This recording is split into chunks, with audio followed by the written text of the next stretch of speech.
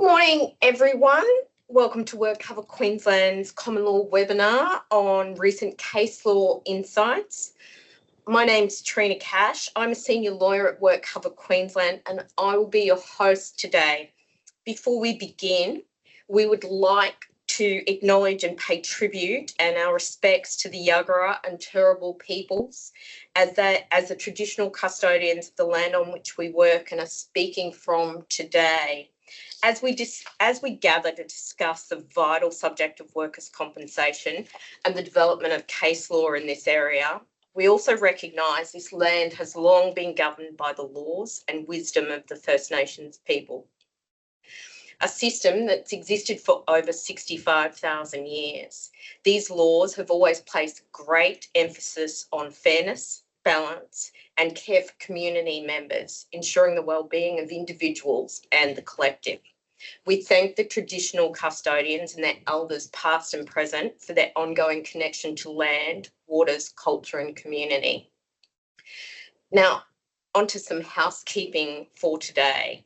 We will record this session and later send a link to the recording along with this slide pack and a short survey to gather your feedback.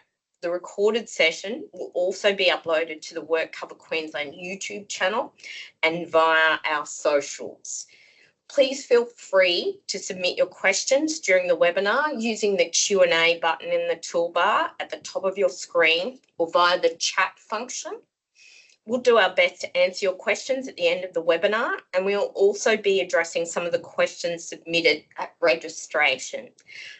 We're unable to answer any policy or claim-specific questions, and we encourage you to contact your relationship manager, if you have one, or reach out to your customer advisor or the panel lawyer handling a claim or claims for your business for more information.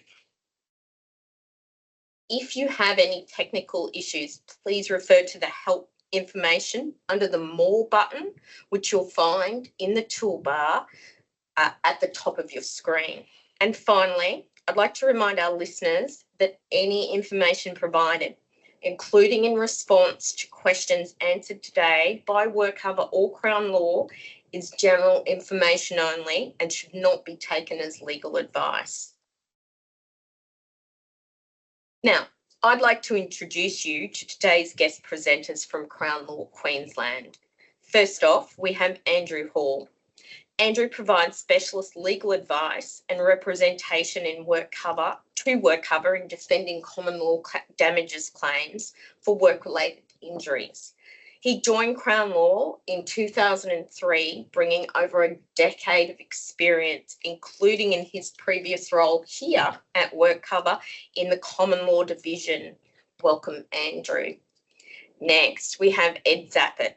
Ed has specialised in insurance litigation since 1998, focusing on workers' compensation, public liability and professional indemnity. After working in private practice, representing London underwriters and multinational corporations, he now leads the team at Crown Law defending workplace injury claims. Welcome, Ed. Before I hand over to our guests, I'd just like to make our viewers aware that Ed and Andrew will be discussing some sensitive topics today, including workplace sexual assault. If you find any of the content today distressing or triggering, we support your decision to prioritise your well-being and self-care and rejoin us when you feel able to do so. That's all from me now. I'll pass over to our guests to begin. Thanks, Trina. So we're going to discuss 4 cases today. And those ones on the slide, the first of which is the matter of Sawyer and Steeplechase. Now, this case involves some builders, Steeplechase, who were engaged by a homeowner to undertake and manage a substantial renovation. Part of the work involved raising the house and installing a polished concrete slab underneath.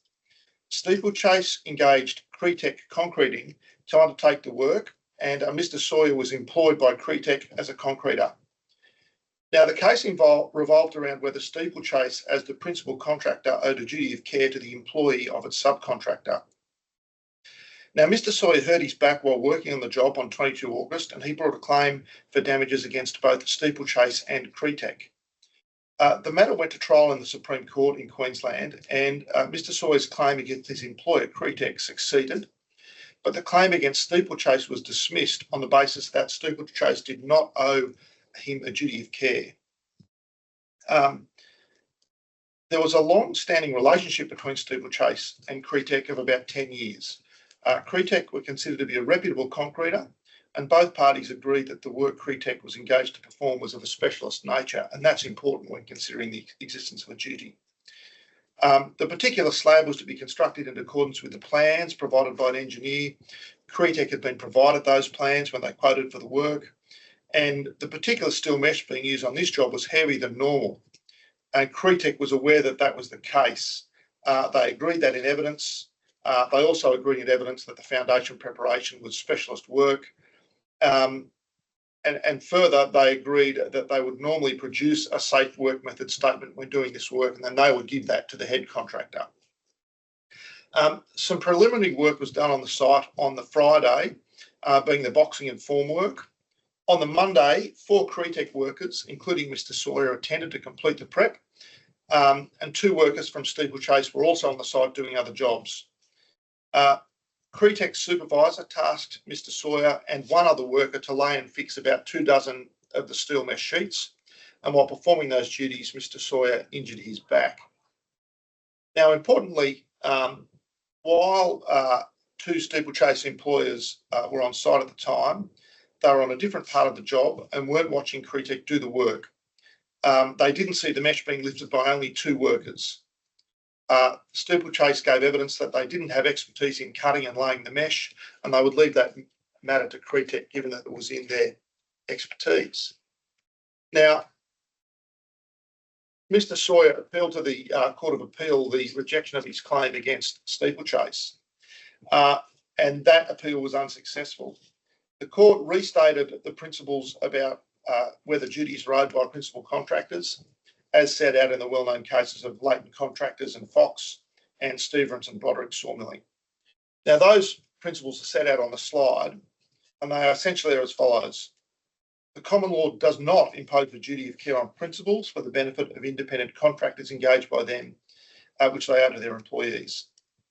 In some circumstances, a principal will come under a duty to use reasonable care to ensure that a system of work for 1 or more independent contractors is safe. And what it means by that, the circumstances might make it necessary for the principal to retain and exercise a supervisory power or to prescribe respective areas of responsibility to certain independent contractors if confusion about those areas involves a risk of injury. But once the activity has been organised and the operation is in the hands of the specialist contractors, liability for negligence lies with them within their own area of responsibility and is not borne vicariously by the principal. So what that meant in this case was that Cretec were performing a task within their expertise. There was no requirement to interact with other contractors, therefore the system of work was one for Cretec rather than Steeplechase. On the appeal, Sawyer submitted that the trial judge had erred by failing to find Steeplechase liable because it had allegedly failed to ensure that Cretec was competent to perform this task, and further that Steeplechase employees had failed to intervene when they observed Cretec employees performing a dangerous activity, and that dangerous activity was lifting the mesh with 2 rather than 4 people.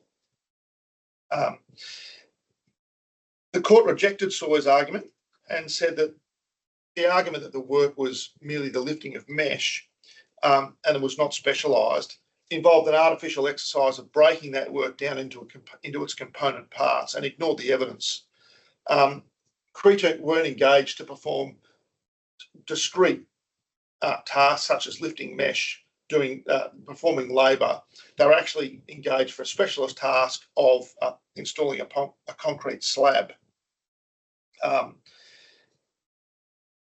It was held that It was reasonable for Steeplechase to assume that Cretec was aware of the particular mesh because it had provided the plan to them. In fact, the reason 4 men were sent to the job rather than 2 was because Cretec knew the mesh was heavier. The mere fact that Steeplechase's leading hand and worker were on site at the same time that Cretec was providing its work under the contract doesn't alter the legal analysis having regard to the totality of the circumstances. In effect, Steeplechase did not control Cretec's system of work. And the court agreed with the trial judge that the work being performed by Cretec was a self-contained activity that didn't require coordination with other workers. In respect of the second ground of appeal, that Steeplechase's leading hand failed to intervene, that was dealt with fairly simply and rejected on the basis that the finding of fact was that they hadn't actually seen Cretec workers performing that work. This decision is not a radical decision.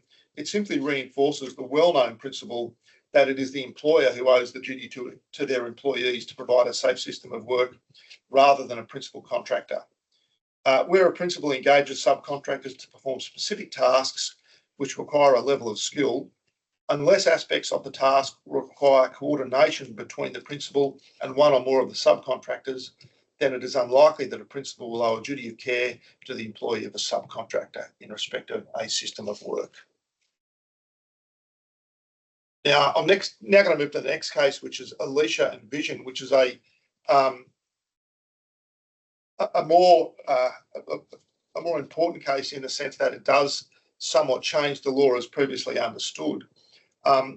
This is a High Court decision which explored the issue of whether an employee could recover damages for psychiatric injury in circumstances where the employee was dismissed following an internal disciplinary hearing, which was described as a sham.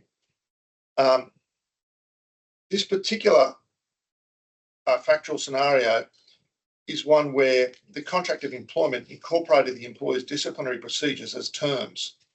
And the question was whether you could recover damages for breach of contract with the damages being a psychiatric injury caused to the employee.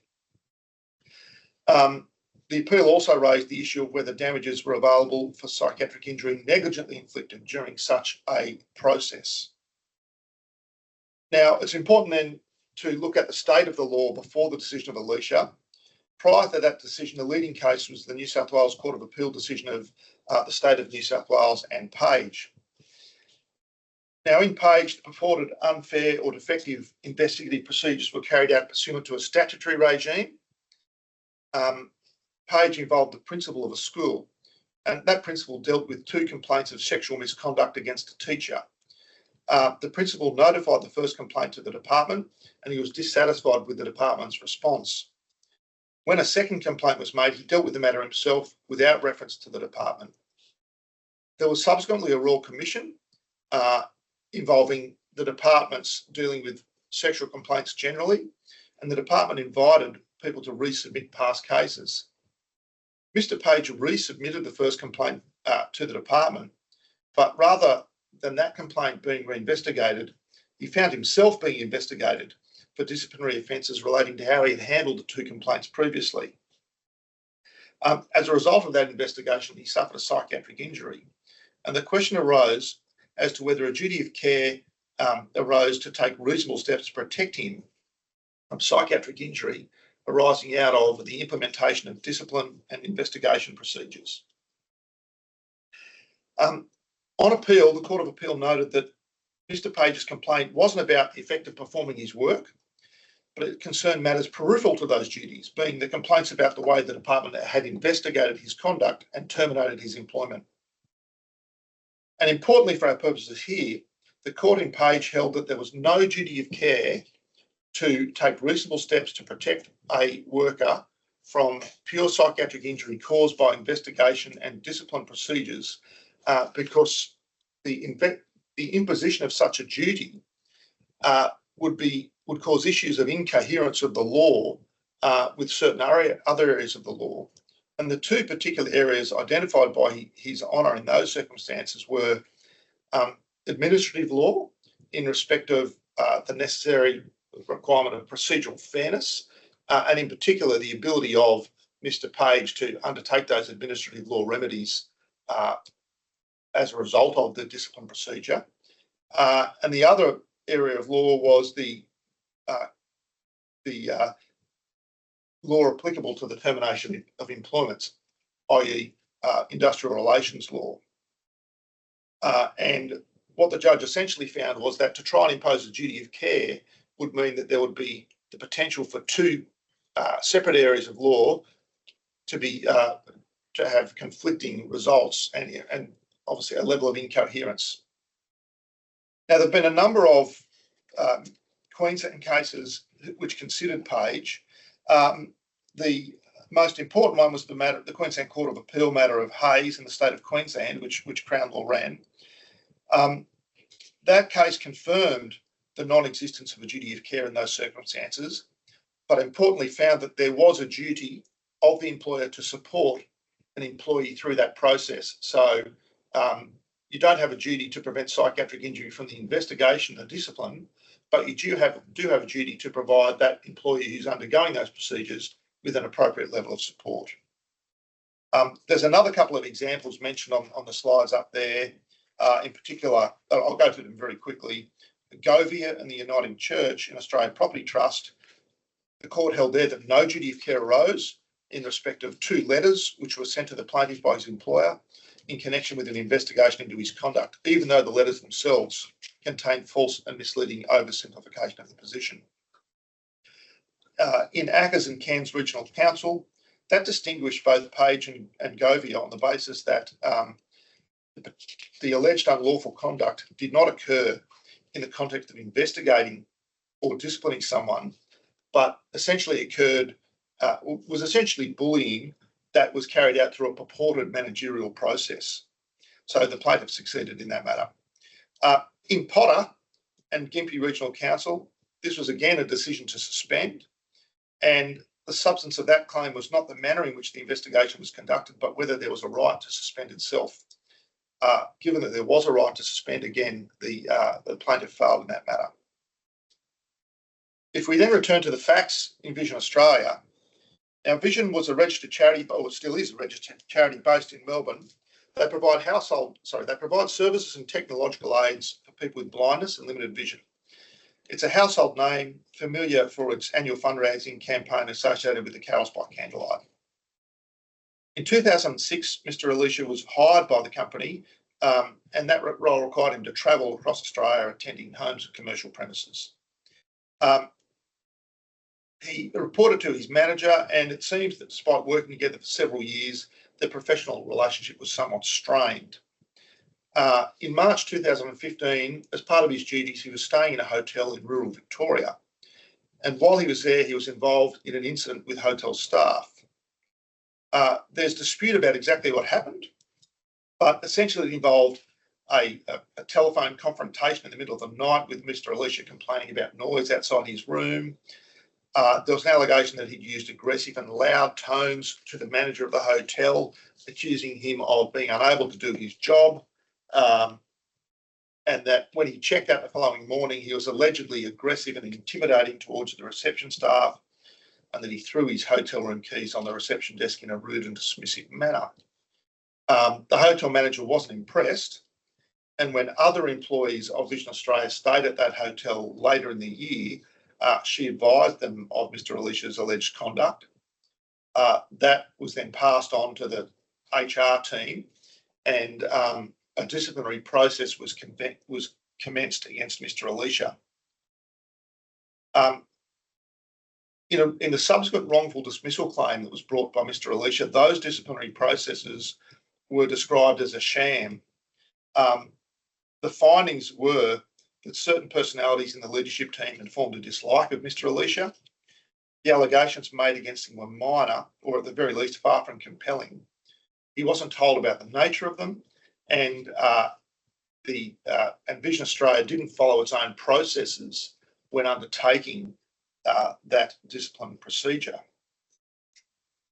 Now, you'll note that prior to Elisha, the principles in Page would suggest that Mr. Alicia would not be able to maintain a claim for damages as a result of that psychiatric injury. And the High Court overturned or partially overturned Page to that extent. And they held that or the majority held, that the employer's disciplinary procedures had been incorporated into the contract as terms of the contract. And that's particularly important in this decision. The particular contract involved the form of a letter which was executed by both Vision and Alicia. It was said the usual thing of your engagement will be governed by the terms of this letter. And there was a heading Other Conditions which said, in addition, employment conditions will be in accordance with the regulatory requirements and Vision Australia policies and procedures. Breach of the policies and procedures may result in disciplinary actions. Now, the majority of the High Court held that the employment conditions contained in the Other Conditions clause would be understood by a reasonable person in the position of the parties as creating contractually binding obligations, particularly since the clause provided that breach by Mr. Alicia of the additional policies may result in disciplinary action. And the existence of the clear language with sufficient emphasis upon the need for compliance indicated an intention that both parties intended to be contractually bound by those conditions. And the court further held that the commercial object of the contract was not to create a relationship with a one-sided obligation on Mr. Alicia, but to create an employment relationship which included the creation of rights and the imposition of obligations on both parties, and that being contractual rights and obligations. Now, once it was determined that the relevant policies and procedures formed part of the contract, the next question was to determine whether liability for psychiatric injury caused by the employer's breach was within or beyond the scope of the contractual duty owed. The majority held that it was. There's two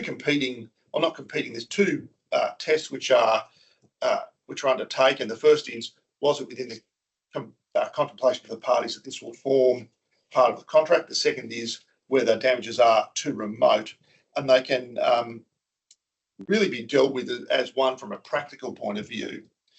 But when determining the scope of the contractual duty, a court will look at the nature of the liability that the parties agreed to, and looking at the contract as a whole, whether the parties might be regarded as having been willing to accept a particular liability. The court in this case held that they were. In respect of the remoteness argument, sometimes the damage that can arise out of breach of contract can be so remote as to be not a type of damage that the party considered when they were entering the contract. Now, that test is the well-known and very old decision of Hadley and Baxendale. And the test is whether the damage arose from the usual course of things and whether the parties could reasonably be supposed to have been in contemplation of that damage at the time they made the contract. One of the phrases used in Hadley and Baxendale is whether such damage was on the cards. And the High Court in this decision held that such damage certainly was on the cards. The court then dealt with the issue of Page, and although it had the opportunity to overturn Page so far as that related to a duty of care and negligence, it declined to do so.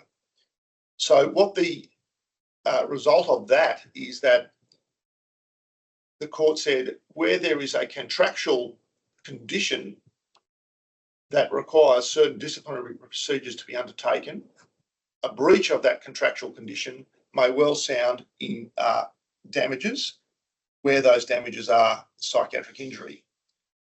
But it didn't deal with the question of negligence or statutory duties.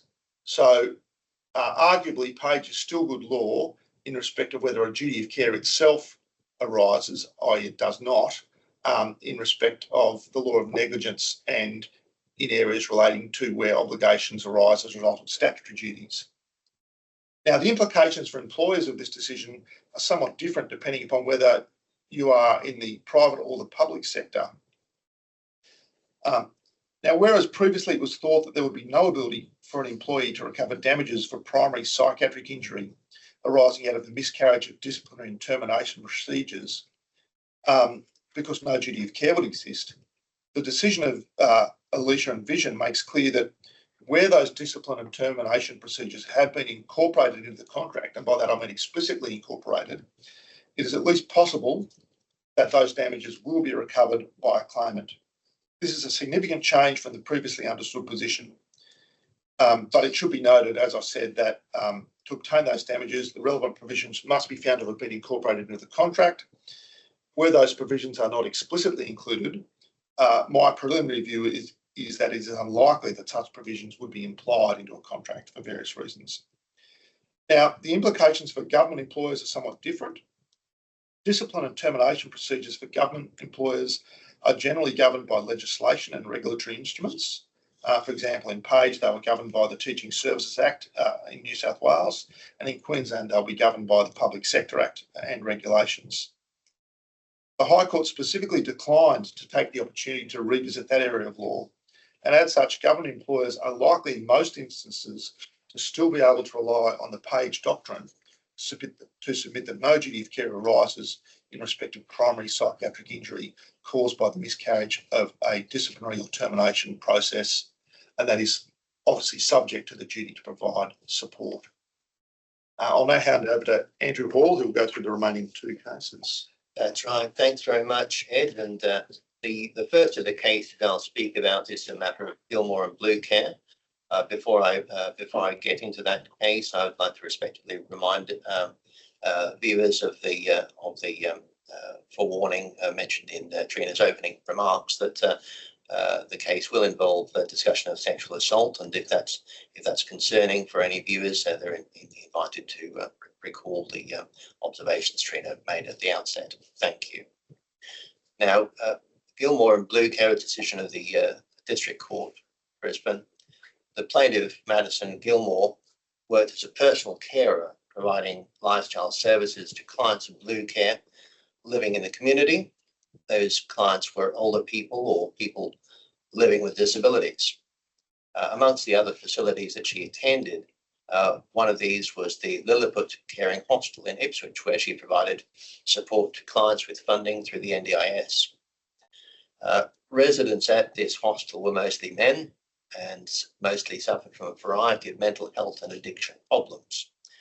Primarily, they were referred to the hostel by the Ipswich Mental Health Service or the local hospital.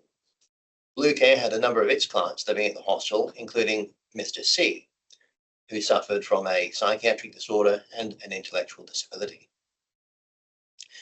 Now, on the date in question, in the course of her duties, Ms. Gilmore was attending the hostel to provide support to Mr. C with his personal care needs. When she arrived on site, Mr. C wasn't in his room, so she started tidying up and organising his laundry. While she was engaged in these activities, she was approached by another resident of the facility, Mr. L. He asked her to help him make his bed. She didn't think anything of that, so she agreed to help him.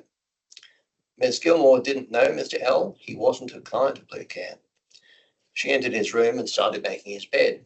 He closed the door behind Ms. Gilmore, grabbed her, and sadly proceeded to assault her. Following this attack, Ms. Gilmore managed to escape from the room, immediately reported the incident to staff at the facility, and called her supervisor. After the assault, Ms. Gilmore saw her GP and a psychologist, and she was diagnosed with PTSD. She brought a claim for damages against Blue Care, in which she argued there was a risk that employees visiting the hostel to provide care would suffer assault committed by residents of the facility, and that Blue Care was obliged to take reasonable precautions to guard against that risk.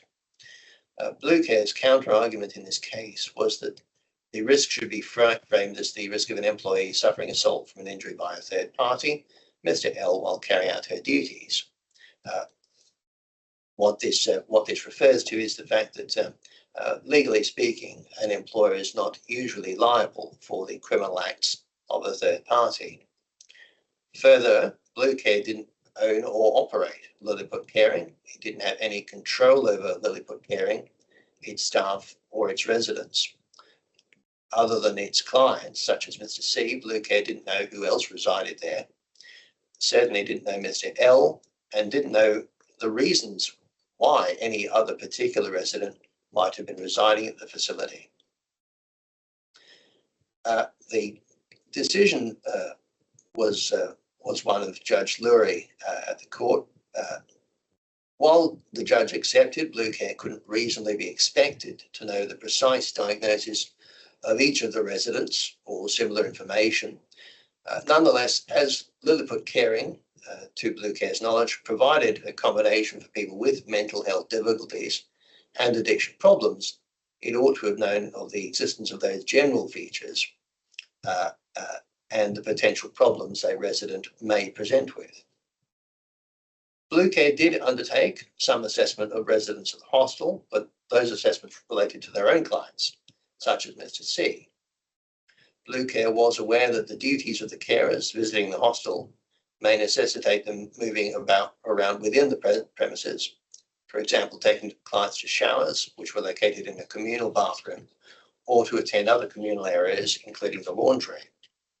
Thus, the potential for encountering or mingling with other clients of the facility were obvious and foreseeable. The evidence showed that Blue Care had several clients, including Mr. C, who lived at the facility. A lot of them received funding through the NDIS.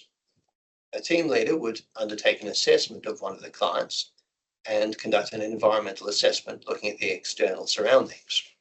This would focus on matters such as whether there was appropriate equipment available to shower a particular client. Other than that, there was no more generalised assessment undertaken of the facility or other residents. Despite knowing nothing about the hostel's resident population apart from its own client, Blue Care had no concerns about sending workers there because there had been no prior reported incidents. However, Judge Larry had this to say. Now, I won't read out the whole of the quote, it's set out on the slide, but essentially the substance of what Her Honour said is that it's essentially known that an assault might occur in this kind of environment, and further that there might be good reasons why the victim of such an assault may hesitate in making a complaint or even refrain from doing so altogether. Thus, the lack of prior reported complaints emanating from this facility didn't necessarily mean that such incidents had never occurred. In these circumstances, it couldn't be reasonably argued that there was an unforeseeable risk of injury. In the judge's opinion, an assessment of the facility as a whole would have revealed that many residents experienced mental health problems and chronic addiction problems, that residents may have been placed under treatment by the authorities, that most of the residents were men, and that carers were required to move throughout the hostel, as I said before, including moving into communal areas in order to carry out their duties. The judge thought that if an organisational risk assessment of Lilliput Caring had been carried out, it would have alerted Blue Care to the possibility of unpredictable and irrational behaviour by one or more residents. Blue Care therefore breached the duty of care it owed to Ms Gilmore by failing to perform its own risk assessment of the hostel when it required the plaintiff to work there. There were also issues with training. Ms Gilmore was trained to assess the presence of significant risks, including aggression and violence, and ways to respond to those risks. However, the court considered this training was inadequate in the circumstances, as this did not focus on the risk of foreseeable sexual violence, to which Ms Gilmore was exposed working alone in a male-dominated facility. Also, while there was training provided in understanding clients with, for example, dementia, no similar training was provided specifically with respect to schizophrenia or other serious mental illnesses. In all of the circumstances, the court held Blue Care had failed to provide training or warnings as to the dangers present at the hostel. The court also held that even though there had been no previous reported incidents of sexual assault, Blue Care should have taken the precaution of having two workers to attend at the same time to perform the duties. Support for this finding was no doubt available based on the fact that after the assault, Blue Care changed its system of work so that two staff members would provide service to clients in close proximity to each other. In terms of the takeaways for the employers, I would focus on three main points. First, the absence of prior reported incidents, as in this case, is not the same as an absence of risk. Secondly, whether training is specific enough to all of the workplace hazards that the employer can foresee.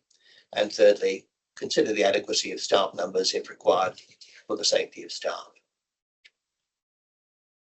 The second case that I speak about this morning is Ford and the Workers' Compensation Regulator, a 2025 decision of the Industrial Relations Commission.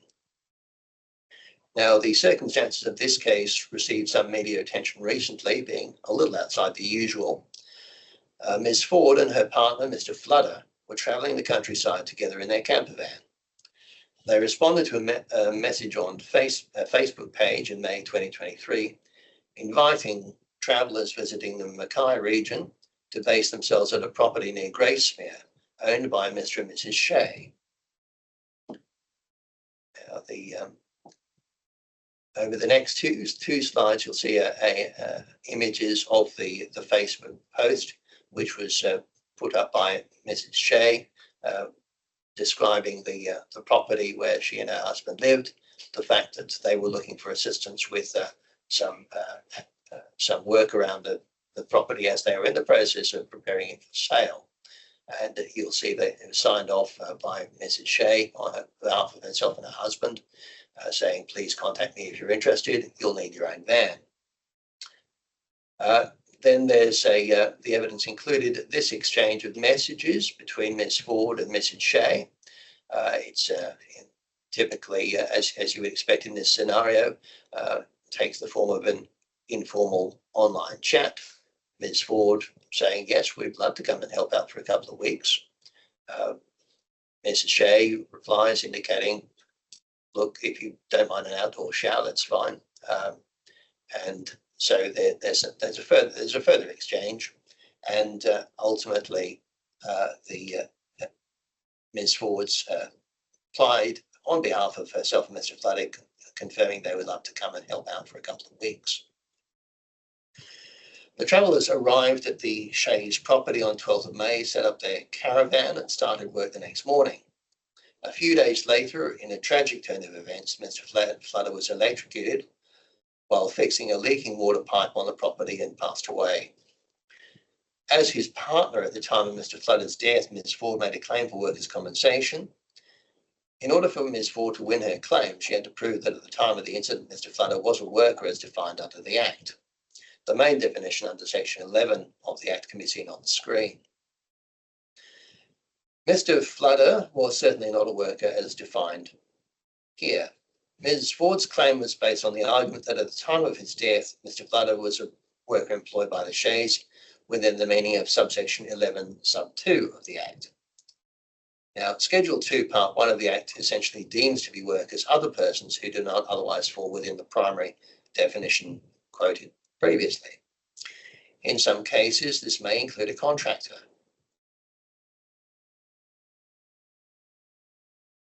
Part 2 of Schedule 2 of the Act excludes certain classes of person from the expanded definition.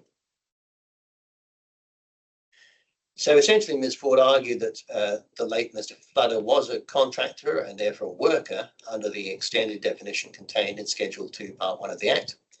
WorkCover disagreed, and WorkCover's decision in that regard was confirmed by the regulator.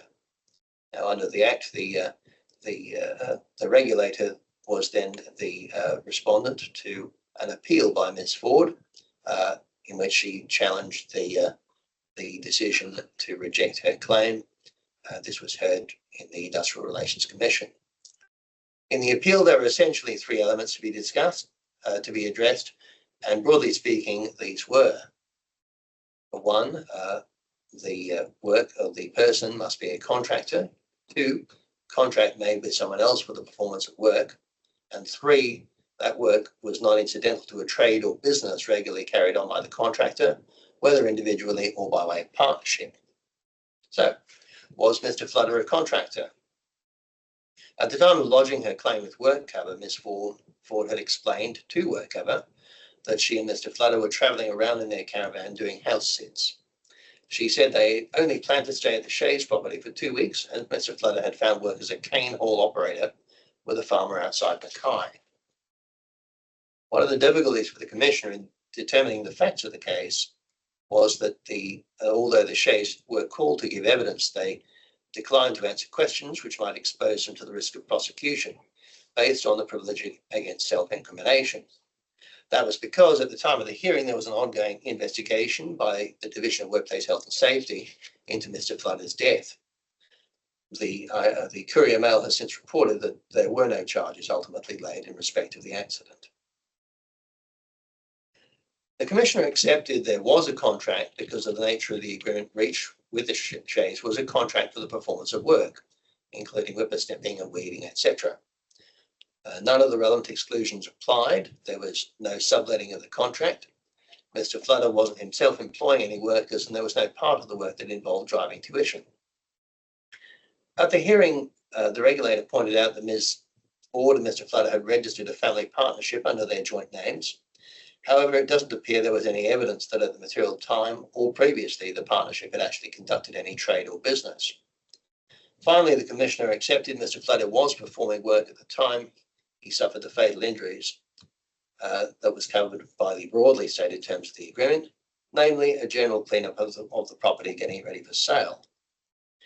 Now, as per the issues up on the screen there at the moment, a critical consideration was whether the parties entered into a contract in this matter.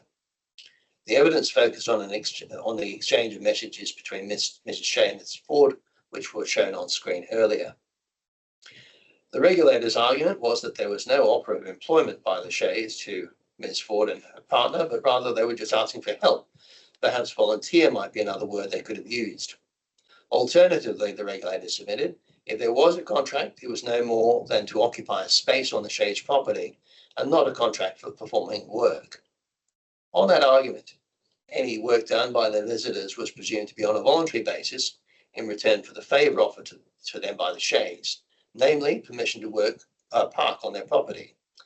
The Commissioner reached a conclusion that there was a contract to perform work, which was partly written, consisting of the Facebook post and the subsequent messages between Ms. Ford and Mr. Shay, and subsequent oral discussions which took place once they reached the property and started to perform work under the direction of Mr. and Mrs. Shay.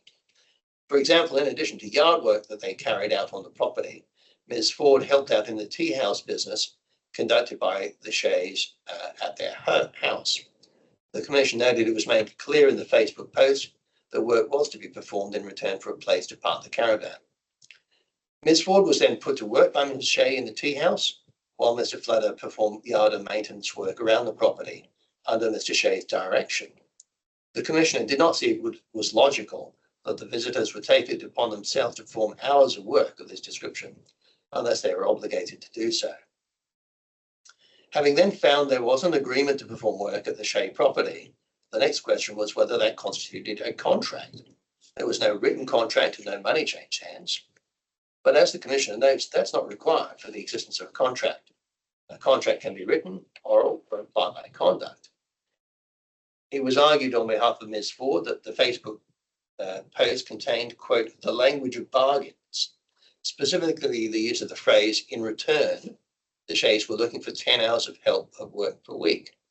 An offer was made for something valuable in exchange for something else. The Shays were looking for help with work done on their property, and an arrangement was made that benefited them in a real and material way. Against this, the regulator argued that the situation at best was an exchange of favours between the two couples.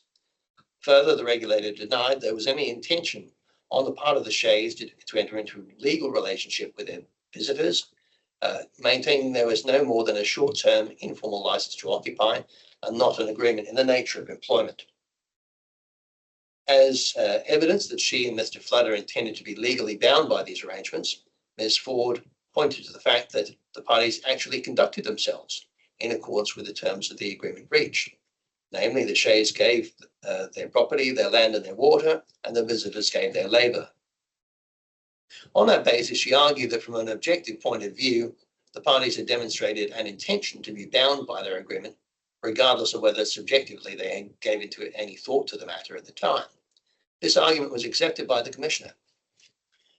There was also an argument about the scope of what was allegedly agreed. The Facebook post had referred to 10 hours of work a week. Did that mean 10 hours of work by each of the visitors, or both of them put together? In her evidence before the Commission, Ms. Ford agreed they would have done more than the minimum required if asked. The Commissioner was satisfied there was sufficient certainty about the duration of work involved for a contract to be made, and Mr. Flutter was a person who had contracted with the Shays to perform work, namely helping with the property cleanup. The Commissioner also considered whether Mr. Flutter was performing work or volunteering when he attempted to fix the leaking water pipe. Obviously, at no point had that been specifically discussed as part of the initial interactions. This was critical for termination of the appeal, given this was the very task he was undertaking when he suffered his fatal injuries. With respect to this task, the regulator argued that by undertaking repair work he hadn't specifically been originally engaged to do, he was acting as a volunteer. Ms. Ford gave evidence at the hearing. She talked with Mr. Flutter about what they wanted to do, spend a day exploring the area, but she reminded him they were at the campsite to do some jobs and they needed to fix a leaky pipe before they went and explored. The Commissioner accepted the reason why Mr. Flutter went to do the work on the water pipe was because it was one of the jobs Mr. Shay had asked him to do after they arrived. As the Commissioner said, he put aside his preference to be at leisure that day and look around the area because he recognised his obligation to perform the work in return for the electricity, water and parking facility that the Shays had agreed to provide. So taking into account the totality of the circumstances, the Commissioner found in favour of Ms. Ford, agreed that Mr. Flutter had been a worker and that Ms. Ford's claim for compensation should be accepted. Three brief takeaways in regards to this case. The informality of the arrangements does not preclude the fact that a contract may exist. Second, a contractor may in certain circumstances be a worker. And thirdly, ensure you have appropriate cover. Well, we might start off. We have some questions from our guests prior to registration. And the first of those are, what are the typical legal outcomes in case law arising from sexual harassment cases in the workplace for the victim, the perpetrator, and the vicarious liability of the employer? I might briefly comment and say as with so many claims involving injuries in the workplace, all such cases are very factually based. It's difficult to say what is a typical outcome in these cases. We've got the example I've given today of Ms. Gilmore. She succeeded in her claim, but it's certainly not the invariable outcome. The determination of the case from a common law point of view will look at what systems the employer has in place to address the risk of sexual harassment, including sexual assault, and whether those policies are properly policed and enforced. Great. I'm going to skip ahead and answer the third of our questions up there, which says, can we discuss the requirements for a claimant with a psychological injury to prove the event occurred and was not RMA? I presume that stands for reasonable management action, and to prepare evidence. And I am going to answer that by encouraging you to engage and log on to YouTube, and in particular our WorkCover channel, where we actually have seminars addressing reasonable management action and how an injury is determined under Section 32 of our Act, and looks to examples and case laws around reasonable management action and the exclusion which sits within Section 32(5) of our Act. So given it's such a broad question, please engage with that. The next question I have is from our guest today, and these questions are related. There's two. The first is, what is an appropriate level of support to be provided for an individual undergoing an investigation? I think that's a callback to the Hayes and State of Queensland decision that Crown ran for WorkCover. Look, it will depend upon the specific facts, and I know that's not the answer you want to hear, but it will depend upon what's the level of investigation and what the level of stress that the personal persons are under. In the matter of Hayes, I think there were 20 staff under investigation. It was in a regional centre. The particular investigation was the subject of local media coverage. The court in that case found that the usual the system that the employer had, which was of an EAP program, an assistance program, was not enough. It was thought that there should have been some individual contact with particular employers, advising that they hadn't been prejudged, and check-ins with individual employers. But arguably, in less controversial circumstances, it could well be as simple as advising the employee of the existence of an EAP program and directing them to that program and leaving it up to them as if they want to participate. The other thing that you might wish to consider is if there is a particular delay in a process, check-ins and reminders of that EAP process. And the second question from our guest today is, would the outcome have been different in the Alicia and Vision Australia case if the employment contract didn't mention the requirement to comply with the company policy regarding disciplinary action? And I think, Ed, it might well have been. Yeah.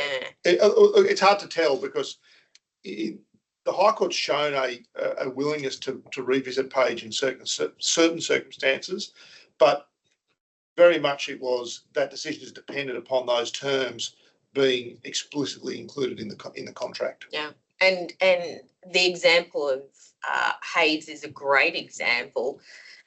If the support wasn't offered and an appropriate level of support to the employee being disciplined, then maybe not. Maybe there would have been an action in negligence for a breach of duty of care. So each case is specific to its own circumstances. Look, and the final question, and again a very broad question for you gentlemen, is how far does the liability extend outside of the workplace on an employee action? Is that I assume that question is getting to things like Christmas parties and things like that. It will depend upon the extent to which the employer authorises and controls the event. There's certainly been cases where people have been liable for things that have occurred at Christmas parties, and where there's an expectation from the employer that certain conduct will occur at these events, dancing, drinking. There is more scope for the conduct that occurs there to be sheeted home to the employer. I think one of the things that is good to do is in those matters, I think they're the usual precautions.